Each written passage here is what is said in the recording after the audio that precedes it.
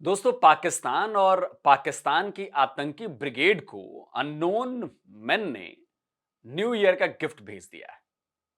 खबर आई है दोस्तों कि लश्कर का एक और ऑपरेटिव उसे जहन्नुम रसीद कर दिया गया है। मारे गए इस आतंकी का नाम असदुल्ला वलीद था। पाकिस्तानी मीडिया ने तो इस खबर पर चुप्पी साध ली है, जैसा कि वो अक्सर करती है। प्रिंट मीडिया हो, टीवी मीडिया हो या फिर इलेक्ट्रॉनिक मीडिया हो, हर जगह से खबर गायब है। लेकिन पाकिस्तानी सोशल मीडिया पर इस खबर को लीक होने से कोई नहीं रोक पाया, न पाकिस्तानी आर्मी न पाकिस्तानी मीडिया। तो खैर, तो 5 दिन 6 दिन पहले असदुल्ला वलीद की डेड बॉडी लावारिस हालत में पाकिस्तानी पंजाब के कोट राधा किशन में सड़क पर पड़ी मिली। बताया जाता है कि असद कुत्तों की मौत मारा गया था। उसका शव इतना क्षत विक्षत हो चुका था कि उसे पहचानना भी मुश्किल था, और उसे पहचाना भी नहीं जा सका। कोट राधा किशन के कब्रिस्तान में उसे लावारिस की तरह दफना दिया गया। उसके लापता होने के बाद तलाश शुरू की गई, और तब जाकर पता चला कि जिसे लावारिस समझकर दफना दिया गया, वो तो असल में असदुल्ला वलीद था। और अब शुक्रवार को मुरीदके में लश्कर के उसी हेडक्वार्टर मरकज तैयबा में उसके जनाजे की रस्म पूरी की गई। उसकी मौत तो सड़क हादसे में हुई, लेकिन जिस तरह से उसकी डेड बॉडी बरामद हुई थी, उससे लग रहा है कि उसे मारा कम और घसीटा ज्यादा गया है। ऐसा लग रहा है कि उसका एक्सीडेंट जानबूझकर कराया गया। और दावा तो यहां तक किया जा रहा है कि असद के एक्सीडेंट के पीछे अननोन मैन का हाथ है, यानी लश्कर का कुत्ता कुत्ते की मौत मारा गया। उसे दफन कर दिया गया, लेकिन उसकी पहचान नहीं हो सकी। अब आपको बताता हूं कि असदुल्ला वलीद लश्कर से कैसे जुड़ा हुआ था। असद लश्कर के प्रॉक्सी पीएएफएफ यानी पीपल्स एंटी फासिस्ट फ्रंट का मेंबर था। और वो बेसिकली एक वीडियो एडिटर था जो लश्कर के हमलों और एंटी इंडिया प्रोपेगेंडा वीडियो बनाया करता था। कश्मीर में पीएएफएफ के हमलों के वीडियो बनाकर उसे सर्कुलेट किया करता था। वो इन हमलों को बहुत ग्लोरीफाई करता था। हमलों के वीडियो के साथ इस्लामिक तकरीरों और कुरान की तिलावत के साथ एडिट कर मुसलमानों को उकसाने की कोशिश करता था, उनका माइंड वॉश करता था, यानी कि इस्लाम को इस्तेमाल करता था। इसी तरह 2008 का मुंबई हमला भी उसके लिए एक मिसाल था, एक ऐसा काम जिसे वो बार बार करना चाहता था। उसने सोशल मीडिया के अकाउंट्स में भी अपने नाम के साथ साथ वो तारीख भी लिखी हुई थी, 26/11। उसे लगता था कि पाकिस्तान में लश्कर, आईएसआई और पाकिस्तानी फौज की सिक्योरिटी में उसका कोई बाल भी बांका नहीं कर सकता। वो जितना चाहे भारत के खिलाफ प्रोपेगेंडा करे, जहर उगले, उसका कोई कुछ नहीं बिगाड़ सकता।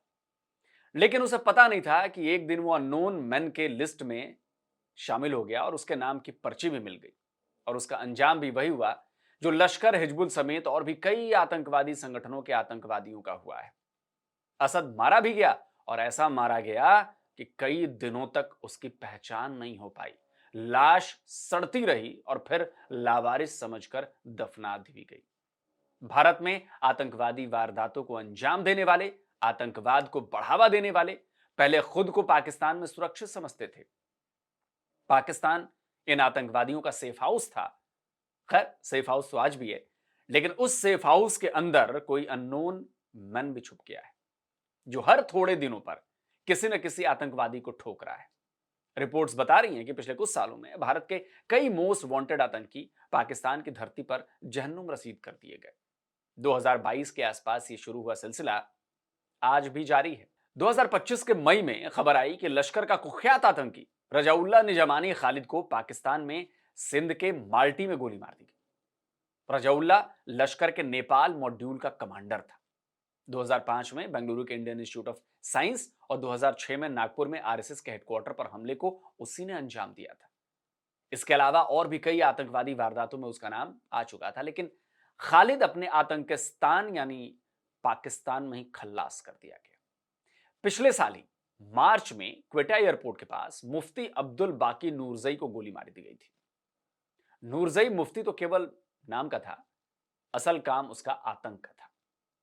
इससे ठीक एक दिन पहले पाकिस्तानी पंजाब के झेलम में लश्कर कमांडर अबू कताल उर्फ कताल सिंधी को अनजान हमलावरों ने गोली मार दी थी। अबू कताल लश्कर चीफ हाफिज सईद का बहुत करीबी था। 2008 के मुंबई, 2023 के राजौरी और 2024 में रियासी में हुए आतंकवादी हमलों में कताल की इन्वॉल्वमेंट थी। एनआईए उसकी तलाश कर रही थी, लेकिन वो तो पाकिस्तान में छिपा बैठा था। अब एनआईए तो उस वक्त नहीं पहुंच पाई, मतलब उस तक नहीं पहुंच पाई, लेकिन अननोन मैन उसने कताल का काम तमाम कर दिया और उसके ठिकाने तक वो पहुंच गए और निपटा दिया। 2025 के मार्च में ही कराची में लश्कर के फाइनेंसर कारी अब्दुल उर्फ अब्दुल रहमान को अननोन मैन ने 72 हुरों के पास डिपार्चर कर दिया। भारत में खूनी खेलों को अंजाम देने के बाद कारी कराची में अपनी दुकान चला रहा था। ईद के दिन बाइक सवार हमलावर उसकी दुकान पर आया, उसकी पहचान की और फिर ठैन गोली मार दी। इस तरह और भी कई आतंकी एक एक कर पाकिस्तान में मारे जा चुके हैं। मार्च 2022 में जहूर मिस्त्री को कराची में गोली मारी गई थी। जहूर IC 814 के हाईजैकर्स में से एक था। जम्मू कश्मीर में कई आतंकवादी वारदातों को अंजाम देने वाले मोहम्मद रियाज उर्फ अबू कासिम कश्मीरी को सितंबर 2023 में POK के मुजफ्फराबाद में गोली मार दी गई थी। गोली मारने वाले हेलमेट पहने हुए थे और आज तक उनकी पहचान नहीं हो पाई है, यानी कि आज भी वो अननोन है। 20 फरवरी 2023 को पाकिस्तानी सेना के हेडक्वार्टर वाले रावलपिंडी में हिजबुल मुजाहिदीन का टॉप कमांडर बशीर अहमद उर्फ इम्तियाज आलम भी उसी तरह ढेर कर दिया गया। अज्ञात हमलावरों ने रावलपिंडी में एक दुकान के बाहर उसे गोली मार दी थी। फरवरी 2023 में ही कराची में अलबद्र नाम के आतंकी संगठन के कमांडर रह चुके सैयद खालिद रजा को अननोन मैन ने अपना शिकार बना लिया। पाकिस्तान की मीडिया उसे सीनियर एजुकेशनिस्ट बता रही थी, लेकिन उस पर भारत में कई आतंकवादी वारदातों को अंजाम देने के आरोप थे। पाकिस्तान में कई खालिस्तानी आतंकवादियों को भी अननोन मैन अपना शिकार बना चुके हैं। लाहौर में खालिस्तान कमांडो फोर्स के आतंकी परमजीत सिंह पंजवार को किसी ने गोली मार दी थी।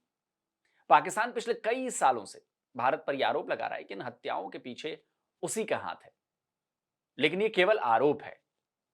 पाकिस्तान आज तक अपने आरोपों को साबित करने के लिए कोई सबूत नहीं दिखा पाया है।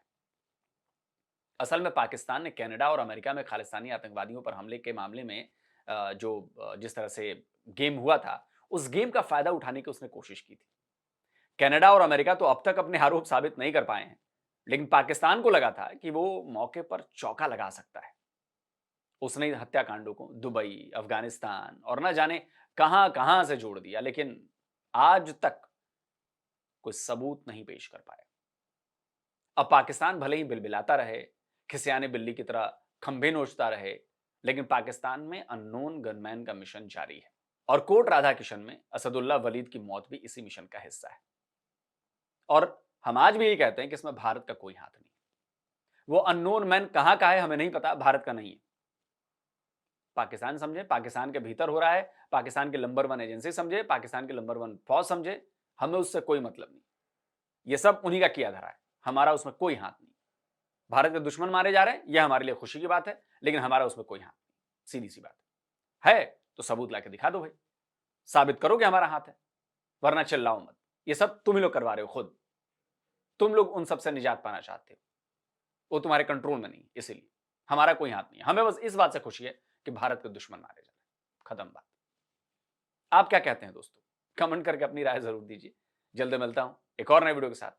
नमस्कार, जय हिंद।